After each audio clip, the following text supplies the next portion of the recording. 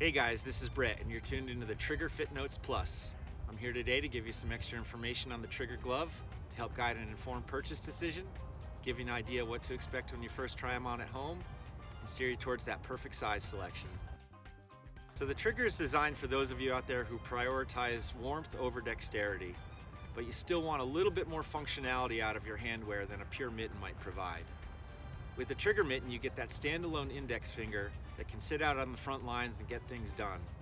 But if push comes to shove, you can always take that index finger out and put it in the larger pocket with the other fingers for a quick warm-up session. So the Trigger's construction starts with a beautiful, durable, water-resistant goatskin leather through the palm and fingers. And then your top of hand material is a laminated textile that's both water-resistant and windproof. Inside the Trigger shell, your primary insulation is 150 gram polyfill on the top of hand. And then below that you have an additional 40 gram thinsulate. On your bottom of hand you have a 50 gram polyfill. And then within those primary insulation pieces, your hand interfaces with a plush, comfortable 200 weight polar fleece.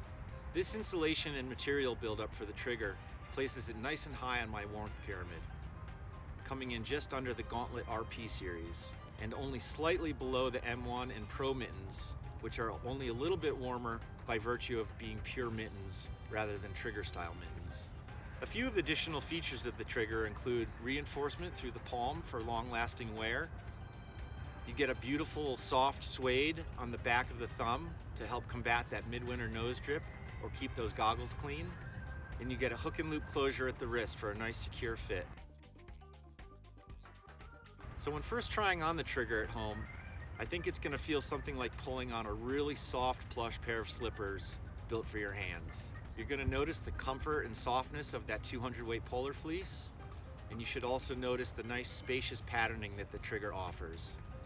I purposefully keep the patterning of the Trigger nice and generous to allow there to be good airspace around your hand as you wear it. This additional air pocket around your hand that helps maximize the warmth of the handwear. And since you're wearing the Trigger, what you're looking for is warmth. You don't want the Trigger to feel too snug when you first pull it on, because that's going to diminish its opportunity to keep your hands warm. Remember the general rule of thumb: a slightly roomier piece of handwear is going to be warmer than a more snug piece of handwear. So when selecting your size for the Trigger, you're going to want to start with your measured length. My hand measures 7.5 inches from end of longest finger to crease at wrist, and that places me squarely into a size 9 per my fit chart. When I wear the size 9 Trigger, it feels like a nice, spacious piece of handwear. It doesn't feel sloppy or baggy, but it doesn't feel constrictive or snug anywhere. There's good space all around my hand. And remember, as I've mentioned, it's this roominess around the hand that helps maximize the warmth of the Trigger. And I think that you'll find that even if you like to wear a nice lightweight liner, the corresponding size of Trigger should allow you to fit that without having to size up. The one caveat to this is if you prefer a big, bulky fleece style liner, in which case, if that is what you like to wear, rounding up a full size in the Trigger might be helpful. In any case, that's it for now. I hope this has been helpful. If you have any other questions after reviewing my other online resources, feel free to reach out to me at brett@truckgloves.com. I'm always around to help. Thanks a ton. And remember,